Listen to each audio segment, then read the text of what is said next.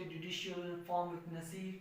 Today we will talk about section 6 of Contract Act 1872. आज जो हमारा टॉपिक है वो है हाउ रिवोकेशन इज मेड। पिछले लेक्चर में हमने पढ़ा था रिवोकेशन ऑफ प्रपोजल और रिवोकेशन ऑफ एक्सेप्टेंस। आज हम पढ़ेंगे हाउ रिवोकेशन इज, रिवोकेशन कैसे होती है।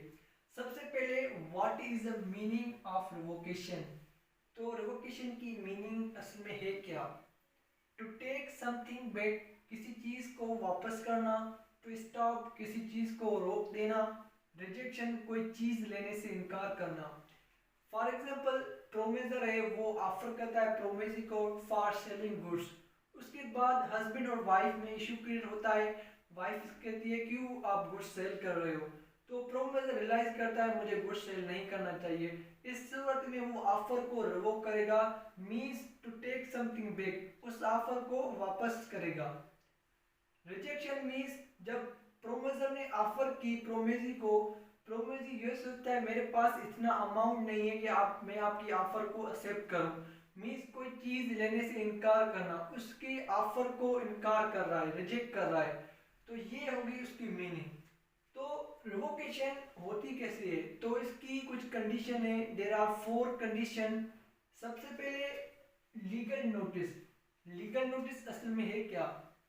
Promisor will send a legal notice to acceptor that he do not want to make contact. ये वही बात हुई कि जो प्रोमिसर ऑफर करता है प्रोमिसी को, उसके बाद ये सोचता है कि मुझे ये ऑफर नहीं करनी चाहिए, मुझे ये कॉन्टेक्ट नहीं करनी। उसके बाद ये लीगल नोटिस भेजेगा एक्सेप्टर को कि मुझे ये आपके साथ कॉन्टेक्ट नहीं करना। इससे इस सूरत में ये प्रपोजल जो होगा रिवोक हो जाएगा। दूसरे नंबर पे आता है lapse of time. Lapse of time का मतलब है खत्म होना। इसमें भी 2 काइंड आती है, प्रिस्क्राइब टाइम और रीजनेबल टाइम। प्रिस्क्राइब टाइम का मतलब है फिक्स्ड मुकर्रर वक्त पर। If a proposer send a letter in 1st January to acceptor and mention his letter that he wants reply 3rd January, it is called prescribed time. इसका simple मकसद ये है कि जो प्रोमिसर है वो लेटर भेजता है 1st जनवरी को, उसमें मेंशन करता है कि आप मुझे रिप्लाई और आंसर देंगे 3rd जनवरी पे। इससे पहले भी नहीं और इसके बाद भी नहीं।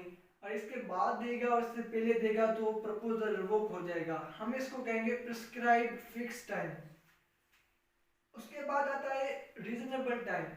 If a proposer send a letter to acceptor and mention his letter he wants reply within 3 days.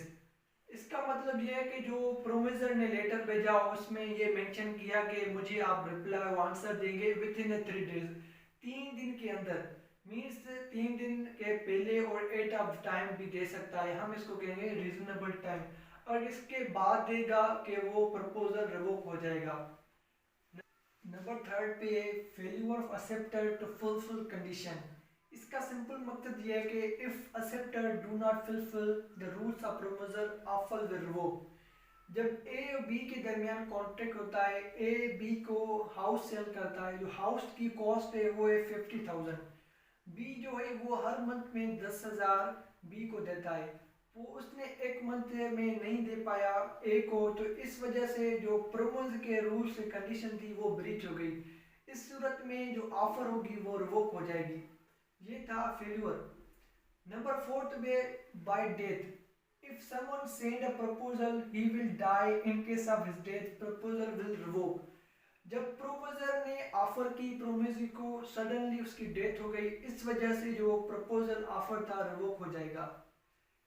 इंसिनिटी of proposal comes to knowledge of acceptor before acceptance offer will revoke. जो इंसिनिटी ऑफ प्रपोजल है वो promisee की knowledge में आ गई, promisee ने ये महसूस किया जिसने मुझे ऑफर किया वो इनसेन है, इस वजह से ऑफर रिवोक हो जाएगी।